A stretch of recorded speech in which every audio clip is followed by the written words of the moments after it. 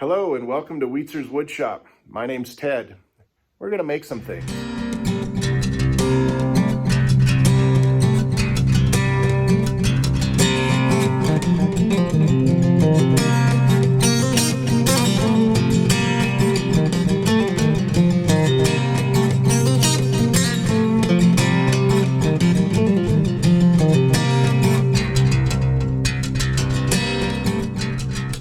All right, welcome back to the shop. So I'm going to do a pallet wood challenge. That's the only way I can think of it. So we get a lot of these good pallets from our work. Sometimes I go into town. There's stores and stuff that are putting them in a bag, so I'll just ask for them. And they're always free. Sometimes there's been a few places where they've charged me a couple dollars, but I got an idea. A lot of these quart cans that I have, I used to have them just stacked up wherever I could put them, and I didn't put shelves up or anything, but these make wonderful shelves. So when you cut these sections out, here, and then here, and then here, there's 3 different shelves you can do right there.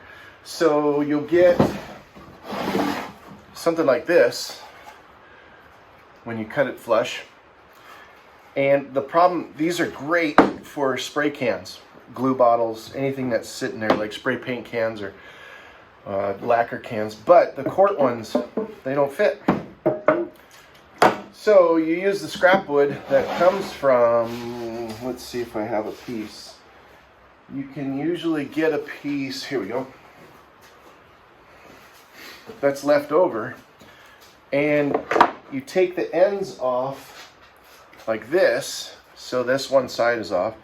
Cut a 1-inch spacer and then glue and screw that in there, then put the back on. So I already did it with a bunch of spray cans over there, and some tins for oils and WD-40, stuff like that, and some Watco Danish oil, that kind of stuff. Fits perfect. So I mean, look at these beautiful. Now it's going to require a lot of sanding just to get this down, but it has that rustic look on it, which I enjoy. And then I always use a walnut Danish oil, which comes out beautiful. Just a nice rustic. The wood looks great. Now, pallet wood is not all good. You got to be careful when you get stuff. See how brand new and nice this one is here? It hasn't been used, and it's not soaked with chemicals and stuff like that. I don't recommend this type of stuff or this wood inside your house. You really don't, you got to pay attention. You really don't know what's soaked up in here. So, but if you can find the nice clean ones like this, it's really, really nice to be able to make stuff out of. Plus it's free, and everybody knows the cost of wood right now. And there's been a lot of times where I've gotten some of these, they're oak, they're cedar, they're beautiful. So I've made some beautiful things out of just scrap wood. So let's see what we can do. I got a bunch of stations set up so we can start cutting and sanding, and we'll hang them up and organize the shop. So one of the ways I like to get this center section and this other part out is Milwaukee makes a Sawzall blade designed to cut through nails. So it does wood and nails. So I use a powerful Sawzall. The battery powered one's probably fine, 18 volt or 20 volt or above. The 12 volt probably struggles. So, but what I'll do is I'll open this up, just cheat a little bit, and just get a nail bar, or if you have a small crowbar or something, and just pound a little bit on there just to make a gap. Alright, so the main camera died. I switched back to the original camera I was using. So we're back to, we sawed all this off. We sawed this side off on both of those. This is the back side, I guess you could say, whatever side you like the best. Cut these off. I want to save all these because we can use them for shimming up this stuff. The next step I do is just take a nail and file the tip flat, because we got some nails that are still in here. Now I like the look of these, but if I take these out, and you see how they're close, if I take these out, I can cut these And then if I have to cut this lengthwise in half, so it's not a big deal. I have the holes in my bench, and just eyeball that, line that up with a hole. Missed the first time. There we go. And then what that does is just pushes that out enough so we can at least grab it and then pull the nail out. So that's that easy. Make sure you throw them away so you don't kneel on them, or like I normally do anyway. All right, we'll try this one. Pound that one out, and it protrudes enough. Let's see. There we go. And that's the rest of the nail head that comes out. Real easy. Great step to use. Looks like there could be some space between these two, although you never know which direction these nails are going, so I could take a chance and cut through there. Now I could definitely cut the middle of this one, but then this one looks like it's right in the middle, so probably won't cut this one in half. So we'll use this for the back, and then I'll cut a thin strip. I'll take the nails out of these, and then we'll cut this in half, and that'd be a much better option. So, but it depends. If you wanted to cut this whole thing, either way it goes. So as long as one section, the front side, is lower so we can read the cans better. It only needs to be about an inch and a half in thickness. So, all right, I'll continue that and we'll see what we can do.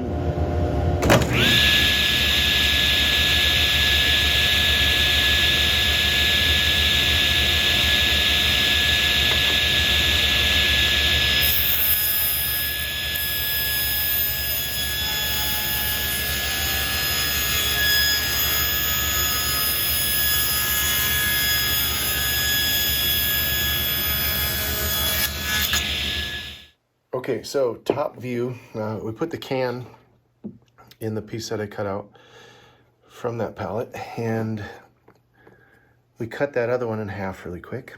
And if you measure and size that up in there, that's almost exactly, yeah, we'll put it an inch.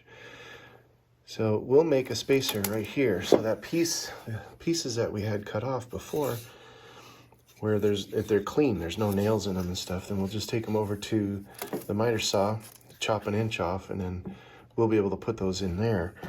These have nails in them, but if you just glue and then brad nail some more of this together, and then when you put this whole thing together, just put a couple screws in there. It makes it more solid.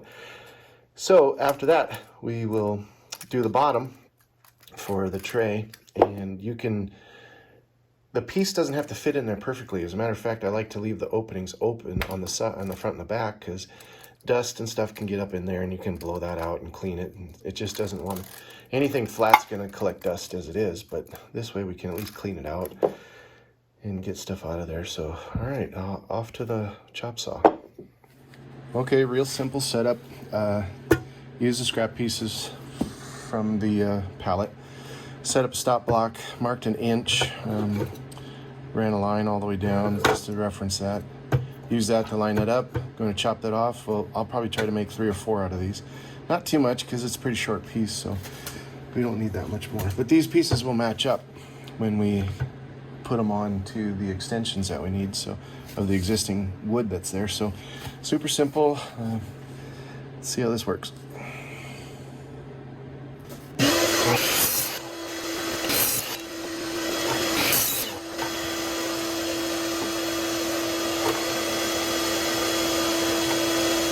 All right, real simple next step.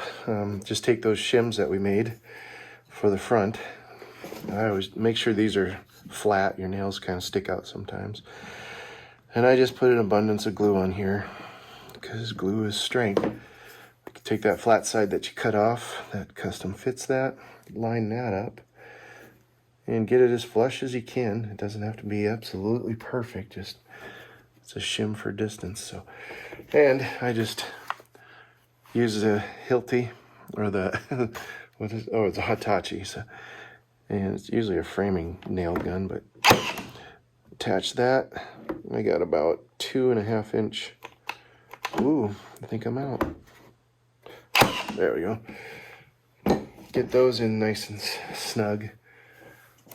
Then put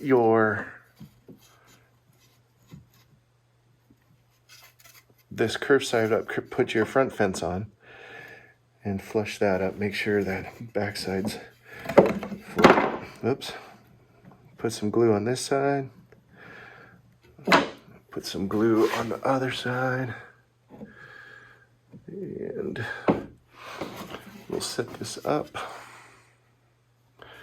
Get that on there flush.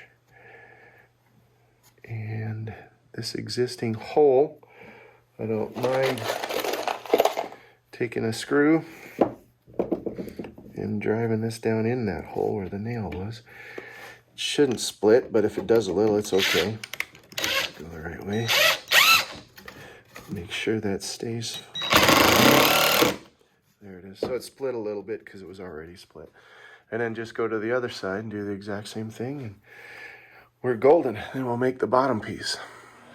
All right, so take another piece of that pallet that we didn't cut up because this is the single one that we did in half. So we have that short rail in the front or shelf in the front.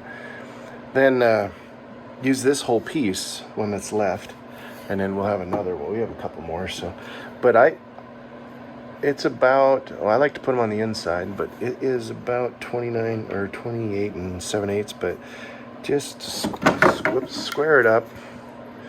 Get that side over there, and then just mark over here.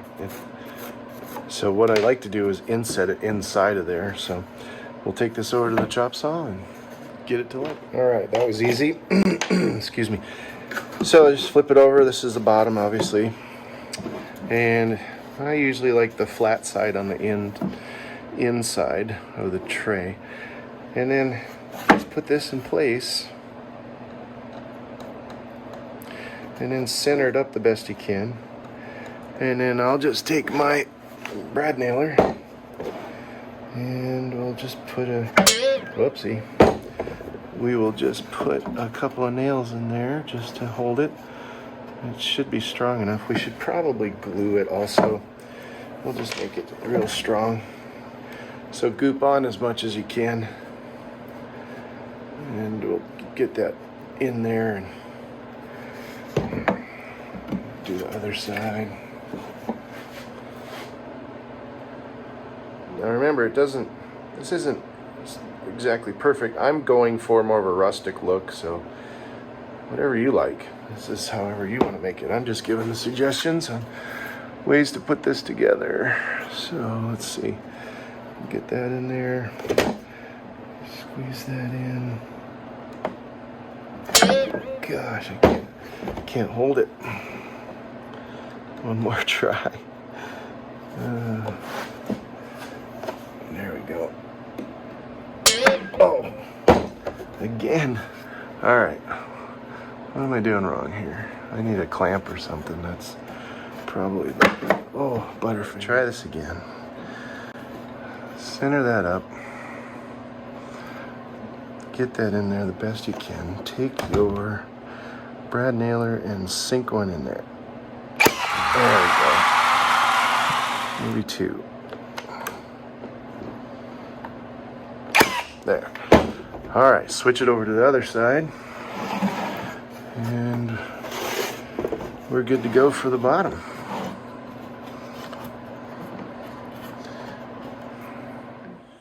All right, there it is. Finished shelf. This is what we're using them for. So all these quart cans fit in there really nice. Doesn't matter where you put them. Looks like they're gonna fit. So now we sand. Probably start out with 80 grit and then hit it with some 150 after that, and it should be good. All right, let's do some sanding. All right, that's enough for me. Cut. All right, 3 shelves done. This one's was kind of beat up, but I still really like it.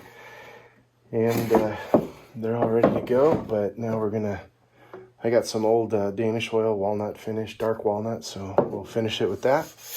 and then we'll hang them up. Getting close.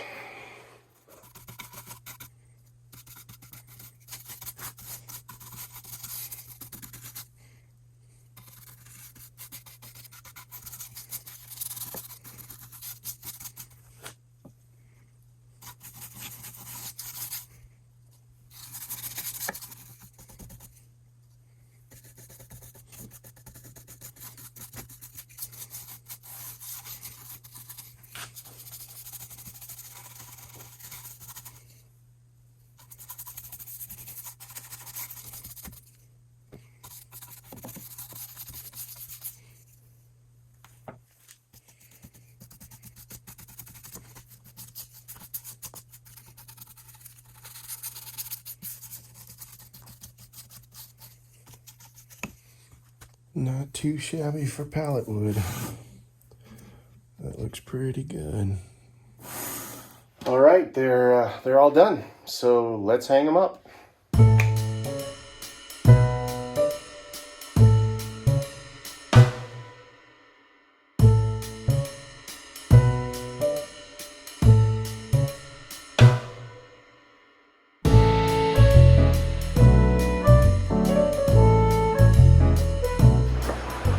Well, there it is, the pallet wood challenge. This was free. I love it. It looks rustic. Ran out of stain here, so I used some golden oak on this little one so we could carry these little guys up here. But super strong, super decorative. Cut. It's not mine.